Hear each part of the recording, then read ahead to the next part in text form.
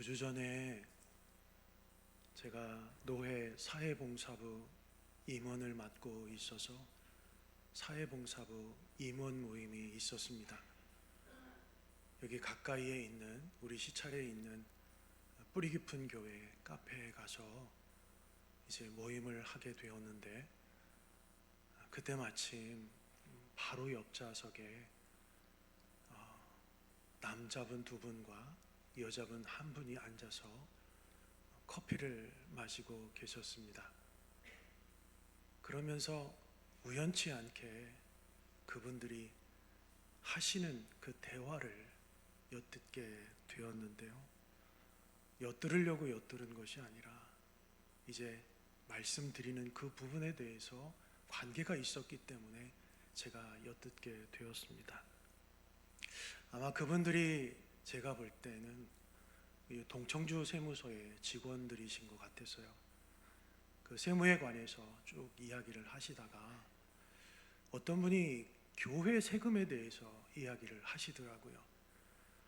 그리고 목사들에 대한 세금도 이야기를 합니다. 목사님들도 세금을 다 냅니다. 여러분 알고 계시죠? 네, 목사들도 세금을 다 내고 있습니다. 그런데 거기에 앉아 계신 좀 상사이신 것 같아요. 그러면서 너 어디 교회 다니는 어디 직분 누구 아니야? 이렇게 이야기를 하시는 거예요. 상대방을 보고. 남자분이었는데 제가 직분은 말씀드리지 않겠습니다. 그런데 그분이 그러는 거예요. 너는 뭐 교회 세금에 대해서 잘 알겠네. 이렇게 이야기를 해요. 그러면서 그분이 교회의 재정을 맡고 계시는 것 같았어요. 이런저런 막 이야기를 하시다가 상대방에 계시는 그 상사 되시는 그분이 그 부하 직원에게 이렇게 이야기를 하더라고요. 야, 너는 교회에 왜 다니냐? 이렇게 물어요. 그랬는데 제 마음이 너무 아픈 대답을 하시더라고요. 마누라가 다니라고 해서 다니는 거야. 그런데 그 다음에 대답은 더 아프게 합니다. 야, 그러면 네 마누라는 왜 교회를 다닌대? 장모님이 하도 밀어붙여서 다니는 거래. 그러더니 이분이 또 물어요. 아니, 그러면 장모님은 교회를 왜 다니는데? 그것까지는 안 물어봤는데. 여러분, 그 이야기를 제가 엿들으면서 목사로서 마음이 너무 아팠습니다. 괴로웠습니다. 그러면서 드는 생각이 어떤 생각이었냐면, 혹시 우리 외평교회는 그런 성도가 안 계시겠지 라는 생각을 해보았습니다. 여러분, 너 교회 왜 다녀? 이 질문요, 정말 중요한 질문입니다. 여러분, 우리는 지금 교회를 다니고 있습니다. 예배를 드리고 있습니다.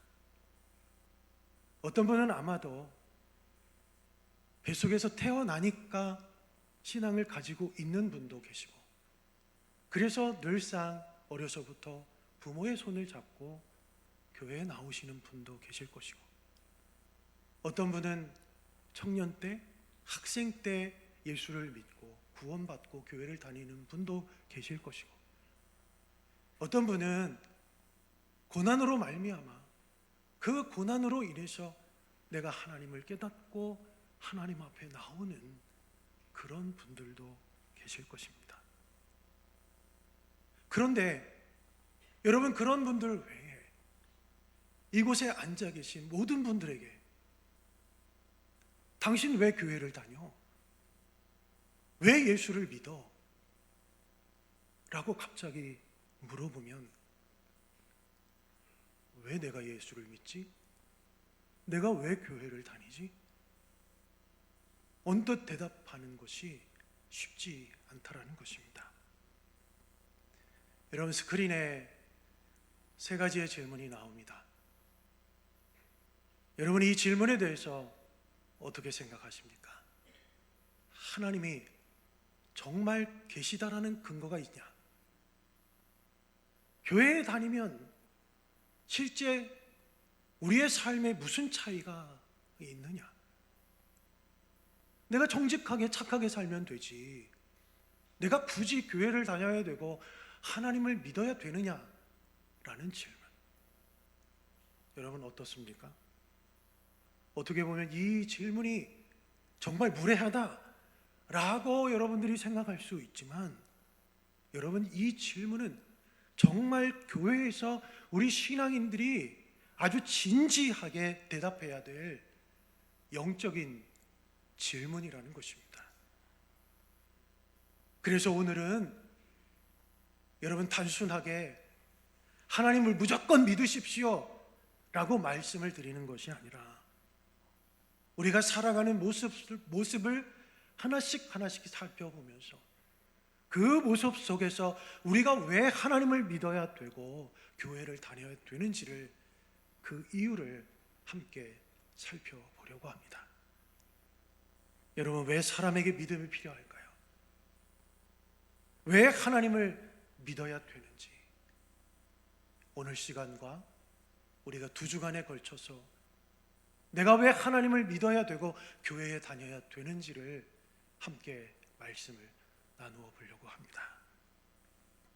그런데 여러분, 이 시간에 우리가 말씀을 들으면서 분명히 해야 될 것이 한 가지가 있습니다. 우리가 하나님을 믿는 이유를 단순히 내가 교회 다니면 행복하고, 내가 교회 다니면 건강해지고, 내가 교회 다니면 어려움을 이겨낼 수 있기 때문이라고 말해서는 안 된다는 것입니다.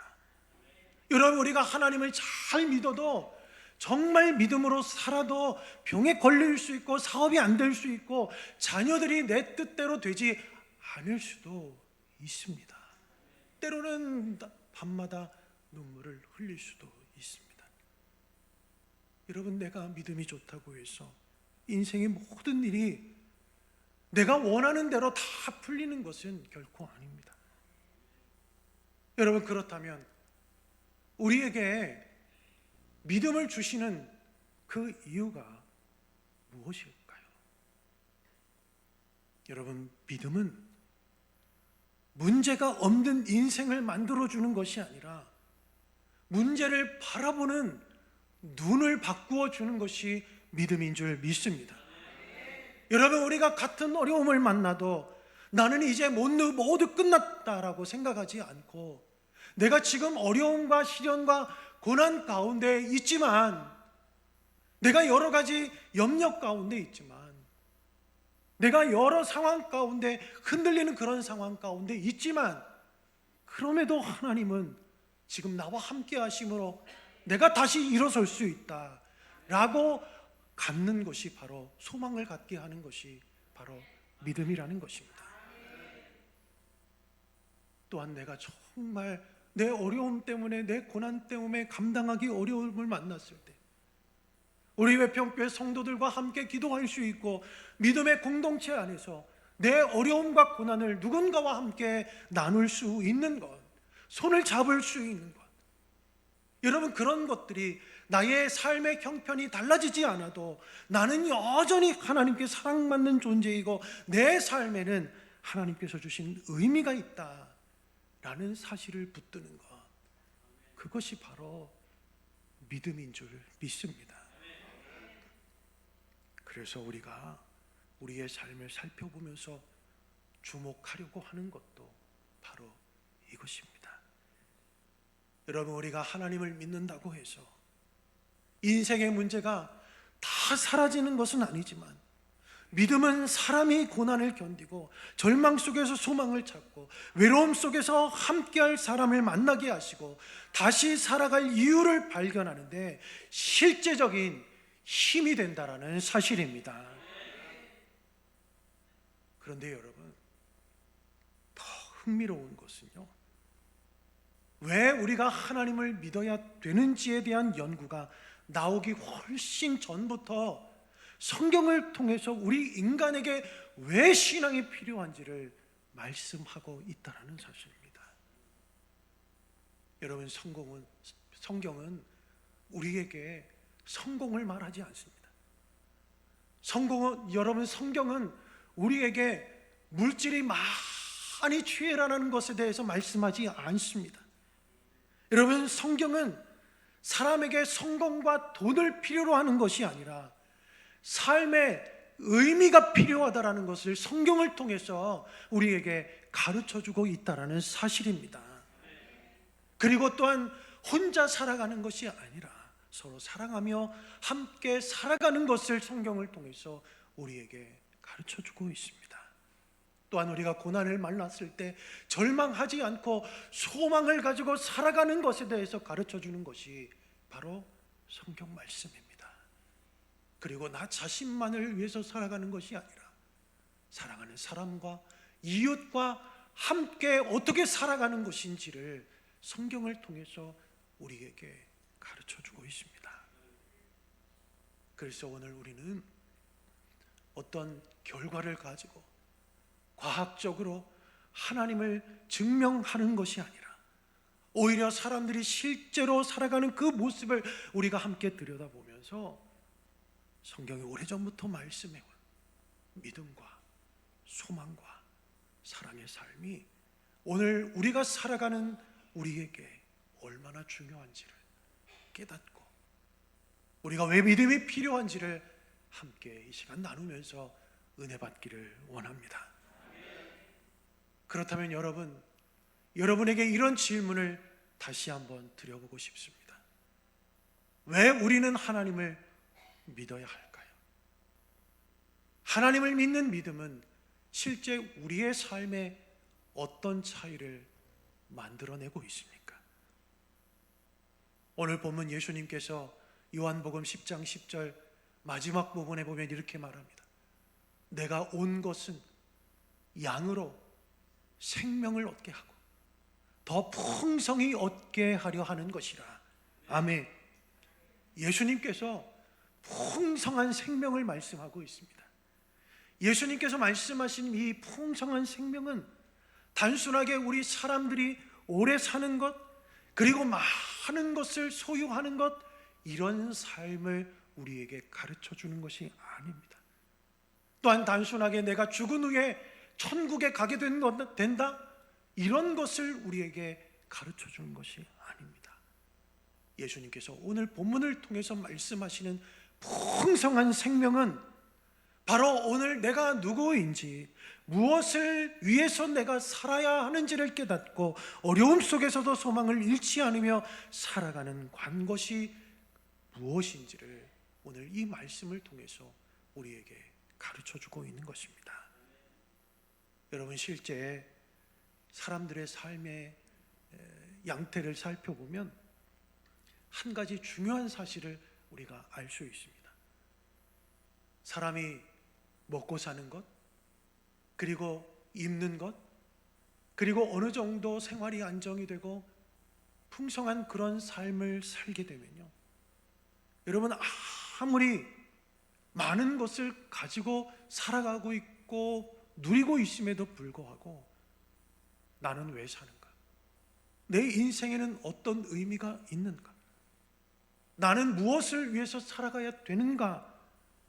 라는 그 답에 대해서, 문제에 대해서 내가 답을 하지 못하면 우리가 아무리 교회를 다니고 신앙생활을 하면서 살아가고 있어도 우리의 마음에는 늘 허전함만 남게 되는 것입니다. 바로 여기에서 우리가 하나님을 믿어야 하는 첫 번째 이유를 발견할 수 있습니다. 우리가 하나님을 믿어야 하는 첫 번째 이유는 믿음은 인간에게 삶의 의미를 부여한다는 사실입니다. 여러분, 죄송합니다. 사람은 무엇을 가지고 있는가가 중요한 게 아닙니다. 사람은 무엇을 가지고 있느냐라는 것만큼 중요한 것은 무엇을 위해서 살아가느냐가 더 중요합니다. 여러분, 우리는 이전보다 훨씬 더 많은 것을 누리며 살아가고 있습니다. 더 좋은 집에 살고 있고, 더 맛있는 음식을 먹고 있고, 더 편리한 세상에 우리가 살아가고 있습니다. 그런데 여러분, 그렇게 편안한 세상에 우리가 살고 있다고 해서 우리의 마음까지 다 평안해진 것은 아닙니다. 오히려 더 많은 사람들이 외로워하고 있고, 더 오히려 많은 사람들이 세상을 살아가는 데 있어서 불안해하고 있습니다. 허무함, 무력감, 그러면서 내가 지금 무엇을 하고 있는가, 내가 지금 이 삶이 무엇을 위해서 내 삶을 살아가고 있는가 라는 그런 질문 속에서 살아가는 사람들이 더 많아졌습니다. 왜 그럴까요? 사람에게는 편안함보다 더 깊은 것이 필요하기 때문입니다. 그 깊은 것이 무엇일까요? 바로 살아갈 이유입니다. 살아갈 이유.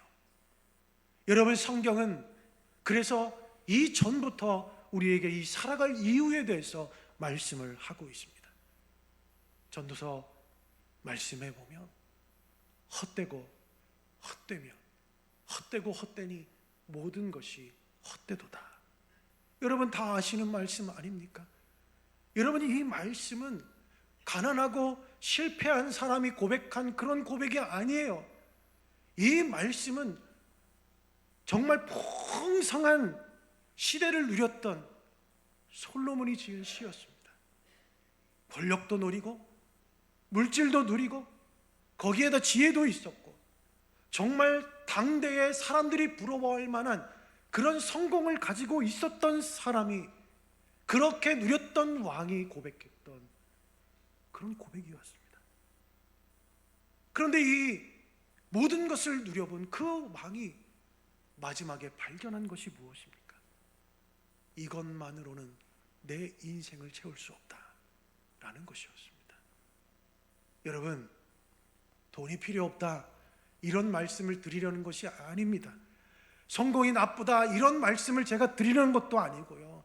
여러분, 건강이나 자녀의 행복이 중요하지 않다 이런 말씀을 제가 드리려는 것이 결코 아닙니다. 문제는 그것들이 내 인생의 전부가 될 때 문제가 되는 것입니다.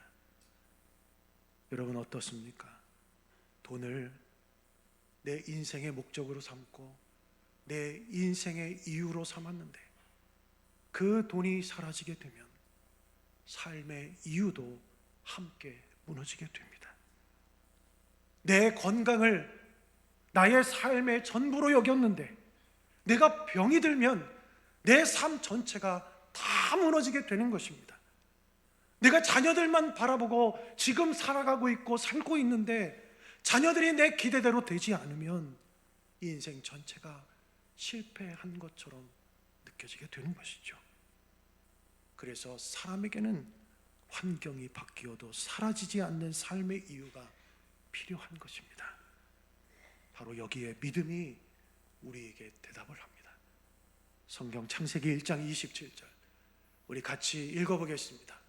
하나님이 자기 형상 곧 하나님의 형상대로 사람을 창조하시되. 아멘. 우리 인간들을 하나님의 형상대로 창조하셨다고 했습니다.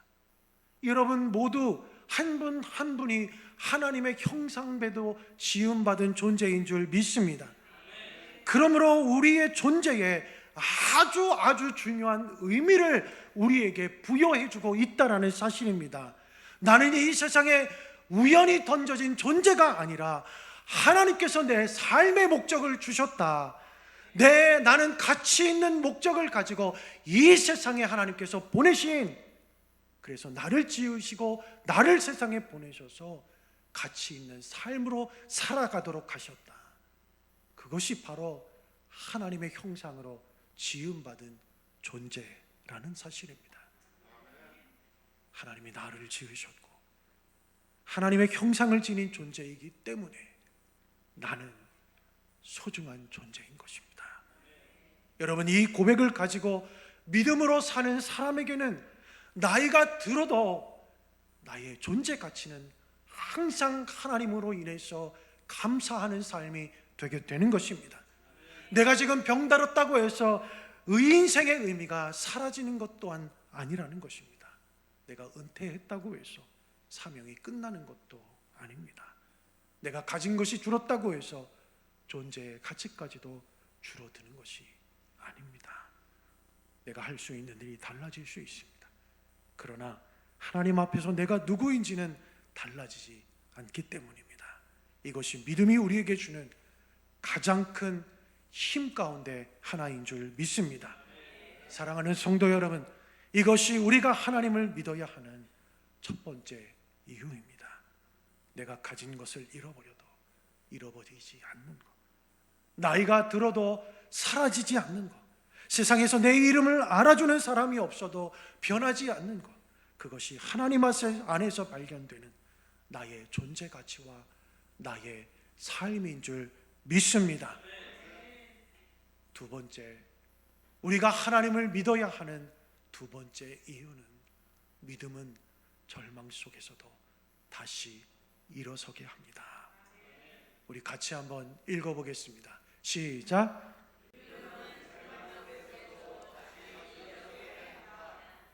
우리가 여러분 하나님을 믿는다고 해서 인생의 어려움과 고난이 모두 사라지는 것은 아닙니다. 우리 믿는 사람에게도 실패가 있을 수 있습니다. 얼마든지 우리 믿는 사람에게도 질병이 찾아올 수 있습니다. 자녀의 문제도 있을 수 있습니다. 돈이 어느 순간 사라질 수도 있고, 내가 사랑했던 사람을 떠나보낼 수도 있습니다. 그렇다면 여러분, 우리가 이런 질문을 할 수 있지 않습니까? 믿어도 어려움을 당한다면 믿음이 우리에게 주는 것은 과연 무엇인가? 여러분, 여기에 바로 믿음의 역할이 있습니다. 믿음은 고난을 만나지 않게 하는 힘이라기보다 고난을 만났을 때 무너지지 않고 다시 일어서게 하는 힘이라는 사실입니다. 여러분, 우리나라의 그 보건의료에 종사하는 그 공무원들을 대상으로 설문조사를 해놓은 게 있더라고요. 그런데 흥미로운 게 있습니다. 일주일에 한 번 이상 예배에 참석한 사람들은 전혀 참석하지 않은 사람들에 비해서 약물이라든지 알코올이라든지 자살에 관련된 그런 이른바 절망의 죽음 위험이 여성에서는 68%가 낮아졌고 남성은 33%가 낮아진 그런 결과가 나왔습니다.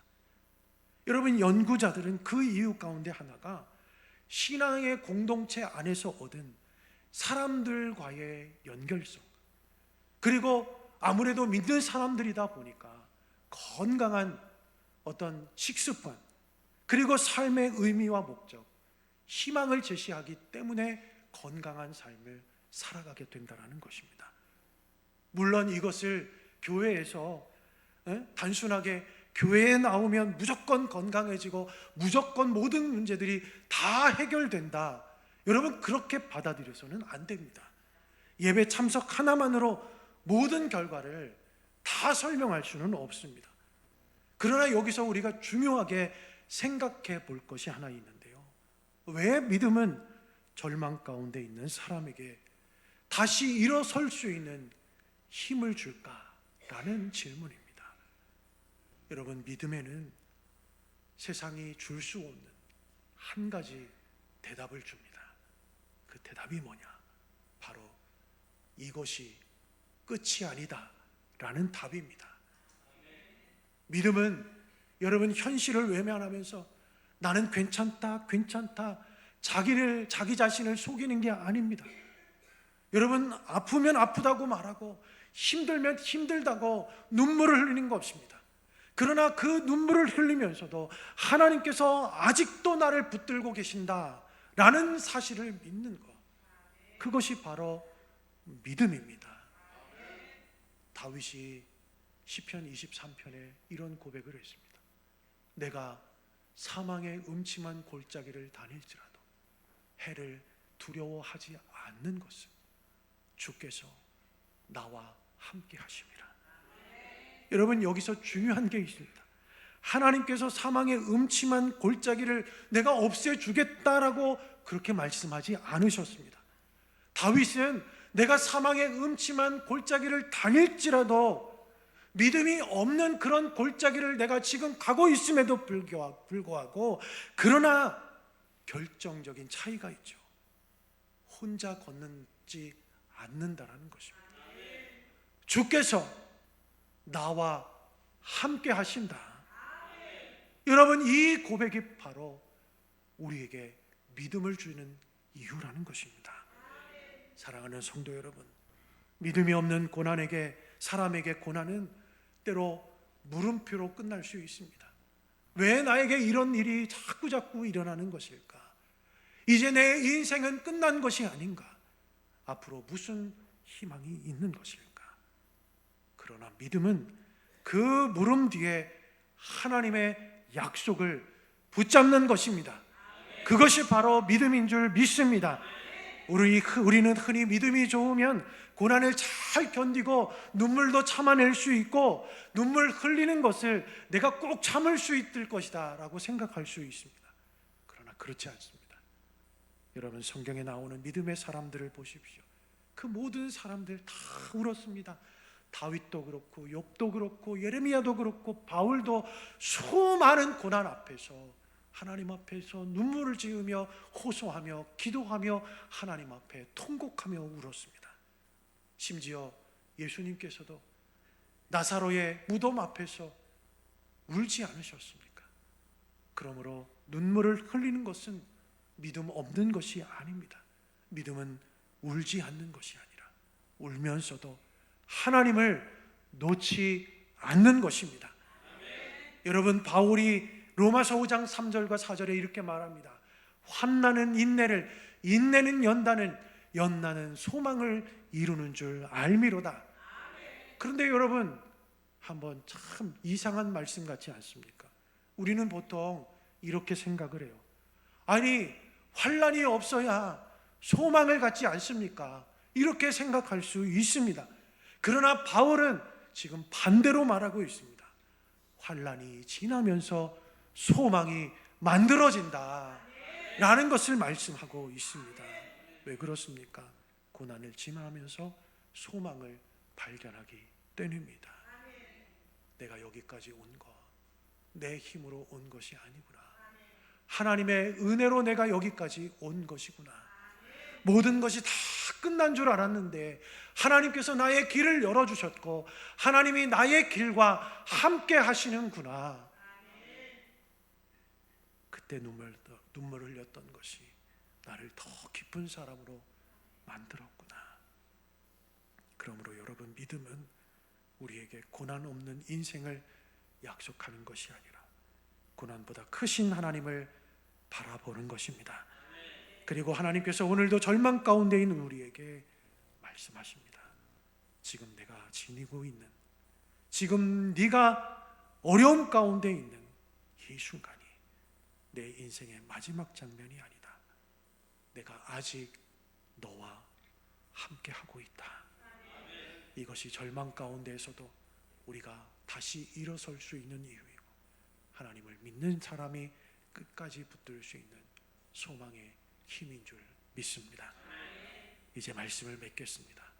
사랑하는 성도 여러분, 하나님을 믿는 믿음은 우리에게 모든 문제를 없애주는 것이 아니라 삶의 의미를 발견하게 하고 절망 속에서도 다시 일어설 수 있는 힘을 주는 것입니다. 세상이 나의 가치를 잊어도 하나님은 나를 하나님의 형상으로 만들었기 때문에 나는 소중한 존재다 라고 하나님은 말씀합니다. 고난의 골짜기를 지나도 믿음은 이것이 끝이 아니다. 하나님이 나와 함께 하신다고 고백하게 합니다. 그러므로 우리는 형편이 좋아서 하나님을 믿는 것이 아니라 어떠한 형편 속에서도 나를 붙드시고 인도하시는 그 하나님을 믿습니다 라는 고백으로 살아가는 것이 참된 믿음인 줄 믿습니다. 이 믿음으로 오늘의 삶을 의미 있게 살아가시고 어떠한 절망 속에서도 하나님을 붙드시는 우리 회평교회 성도들이 다 되시기를 간절히 축원합니다.